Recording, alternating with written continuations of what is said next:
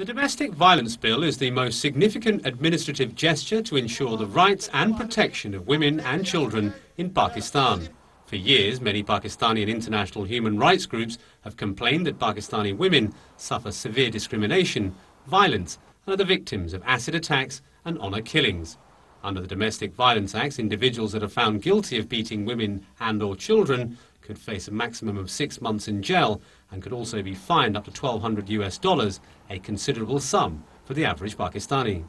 I think this is a great achievement of we women activists who have been working and fighting and struggling against this issue since last almost 30 years now. It is a great achievement, but it should not be the only achievement, because a piece of paper and drops of ink is nothing. This bill should be implemented. The bill also aims to stem domestic violence by requiring speedy criminal trials, issuing protection orders, and creating grassroots-level protection communities. Women have been increasingly isolated and marginalised by the spread of fundamentalism in many parts of Pakistan, where the pro-Taliban militants have introduced a strict and narrow-minded interpretation of Islam.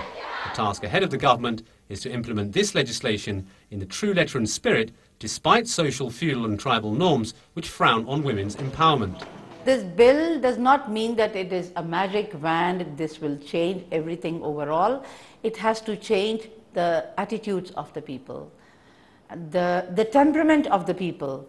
We have to create more sensitivity on this issue, and for that we need very strict monitoring. We are waiting that what sort of monitoring the government is going to announce for that. Pakistani women have been greatly empowered in recent decades and continue to contribute positively to this nation of 170 million. But can this first step help thousands of terrorized and traumatized Pakistani women step out from the shadows and knock at the doors of justice?